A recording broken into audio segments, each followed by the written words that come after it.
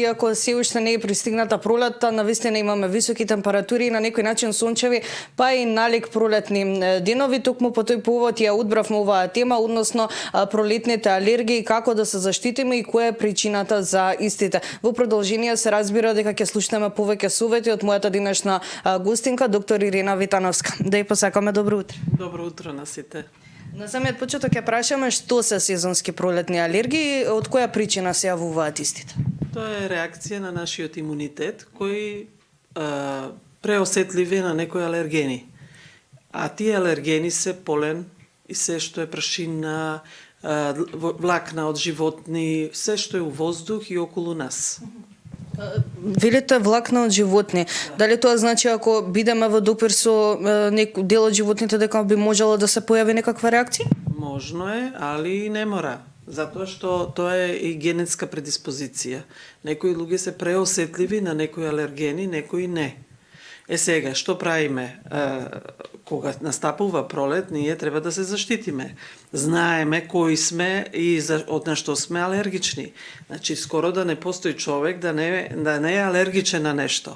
Бар од моја пракса, јас тоа сум го видела и сама сум го доживеала, седејќи под некое дрво, одеднаш алергија ми се појави. Што до сега не сум имала.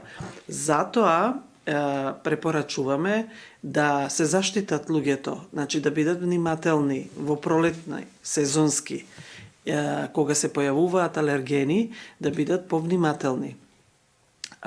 Луѓе знаат кои имаат алергија, имаат спреови за нос, затоа што прва реакција е можеби конјуктивит, црвенило во очи, ринит, да тече нос, да почнуваат и можеби и гушење да се појави као кај астма.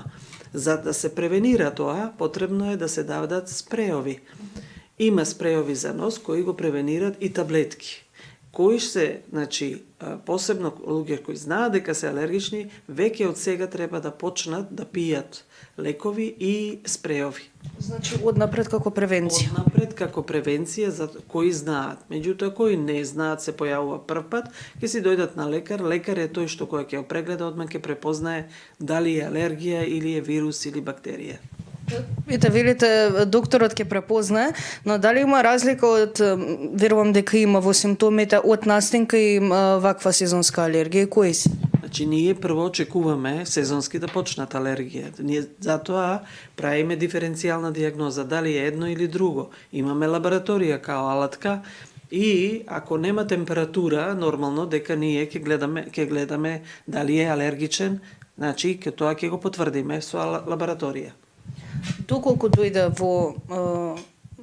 доколку дојде до контакт, односно во ситуација да имаме ваква пролетна алергија, освен тоа што треба да посетиме медицинско лице, што друго препорачувате? Како да превенираме, односно кој е најдобриот третман?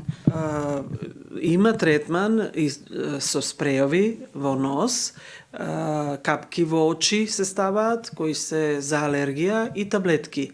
Тоа ние го препорачуваме и хроничните пациенти имаат такви дома лекови. Дали можеби препорачувате некој третман кој што е на природна база? Дали можеби и тоа помага? Па витамин С е најкористен затоа што се подига имунитетот и може да ублажи таква реакција. Мислам дека се опфативме детално. Пред самиот крај ќе прашам и дали можеби има некои индивидуи кои што се најподложни на овие пролетни алергии и за крај уште еден совет до гледачите што би сакале да го дадете до нив. Деца се поосетливи на се, наравно и на вируси, и на бактерии, и на алергии и што можам да кажам да можеби превише чистење дома. Имунитетот мора да се бори со вируси и бактерии. Ако не се бори со тоа, ќе се бори со алергија. И затоа малце внимателно со тоа, со чистење, да кажам. И исхраната треба и сон да бидат прилагодени. Значи, ако човек или дете не спие, автоматски му паѓа имунитет и подложен е и на алергии, на вируси, и на бактерии. На се е подложен. Значи, добар сон, имунитет да се подигне со витамин С, доволно течности да пие, витамини, течности и да го помине оваа пролет да ја помине. Благодарам многу за одвоеното време и навистина ми беше драго за овој разговор. Благодарам. Се надевам дека овие совети беа добре дојдени со оглед на тоа дека доктор Витановска навистина се детално објасни околу сезоната на пролетните алергии и се разбира како да се заштитиме.